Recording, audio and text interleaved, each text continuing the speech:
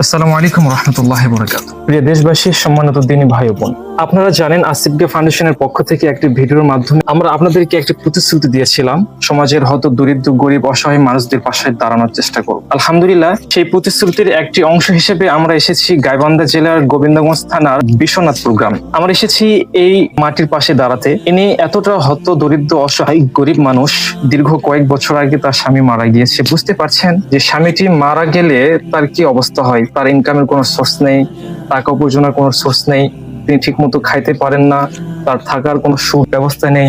পাশাপাশি এই তীব্র গরমের মধ্যে নেই তো কোনো কারেন্টের ব্যবস্থা, ফ্যান কিংবা কোনো লাইটিং সিস্টেমের ব্যবস্থা। এমনকি যতটুকু আমরা জেনেছি যে তিনি মানুষের কাছে হাত পাতেন, কোনো মানুষ যদি 1-2 কেজি চাল দেয় সেটা দিয়ে তার 10-15 দিন চলে যায়। একবার চিন্তা করেন যে আপনার পাশেরই একজন প্রতিবেশী না খেয়ে আছে, অথচ আপনি পেট ভরে দিন রাত কাটাচ্ছেন, অথচ আপনার পাশে একজন গরিব মানুষ আছে যে কিনা না খেয়ে দিন কাটাচ্ছে। আমরা আসছিলাম এই মাটির পাশে দাঁড়াতে।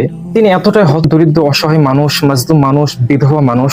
তার যদি আমরা ঘর দেখি তাহলে বুঝতে পারবো যে তার ঘরের কি অবস্থা। দেখেন যে এটা একটা মানুষের থাকার ঘর। যারা বড়লোক মানুষ আছেন, বিল্ডিং যাদের আছে, তাদের কাছে এটা একটা গোয়াল ঘর কিংবা গরু ছাগলের থাকার জায়গা। আপনি একবার লক্ষ্য করুন যে এই মাটি কত কষ্ট করে এই অস্বস্তিকর অপরিষ্কার জায়গায় জীবন কাটান।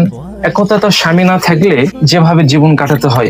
আমরা যদি তার পাতিলের দিকে দেখি, তিনি হয়তোবা সকালে রান্না করেছেন কিনা জানি না। দেখেন পাতিলে তিনি পান্তা করে রাখছেন, পাশাপাশি পাতিল সবগুলো ফাঁকা। আমরা তো আপনাকে বলেছি যে তার খাবারের কোনো ব্যবস্থা নেই। তিনি মানুষের কাছে হাত পেতে 2-4 কেজি চাল পান, সেটাতে তার জীবন চলে। আমরা চাচ্ছি এই মানুষটির পাশে দাঁড়াতে। যেহেতু আমরা আপনাদেরকে প্রতিশ্রুতি দিয়েছিলাম যে আমরা অসহায় দরিদ্র গরিব মানুষের পাশে দাঁড়ানোর চেষ্টা করব। এমনিতে তিনি বিধবা মানুষ, 2টি মেয়ে ছিল, খুব কষ্ট করে তাদেরকে বিয়ে দিয়েছেন। দীর্ঘ 10 থেকে 15 বছর পূর্বে তার স্বামী মারা গিয়েছে। এখন তিনি একাই। এই যে তার ঘরটা দেখছেন, তিনি কি কষ্ট করে জীবন যাপন করেন, এই ঘরগুলো দেখলে আপনারা বুঝতে পারবেন। নবী সাল্লাল্লাহু আলাইহি ওয়াসাল্লাম বলেছেন, মান ফাররাজা আন মুসলিম কুরবাতান মিন কুরুবিদ দুনিয়া, যে ব্যক্তি দুনিয়াতে কোনো মুসলমানের একটি কষ্ট দূর করবে, ফাররাজাল্লাহু আনহু কুরবাতান মিন কুরুবি ইয়াউমিল কিয়ামা, আল্লাহ সুবহানাহু ওয়া তাআলাও কিয়ামতের দিন তার একটা কষ্ট দূর করবেন। আসুন আমরা গোবিন্দগঞ্জ থানার বিশ্বনাথপুর গ্রামের এই বিধবা দরিদ্র অসহায় মানুষের পাশে দাঁড়ানোর চেষ্টা করি। আপনারা যে যতটুকু পারেন, 100 টাকা, 200 টাকা, 500 টাকা, আপনাদের সামর্থ্য অনুযায়ী সহায়তার মাধ্যমে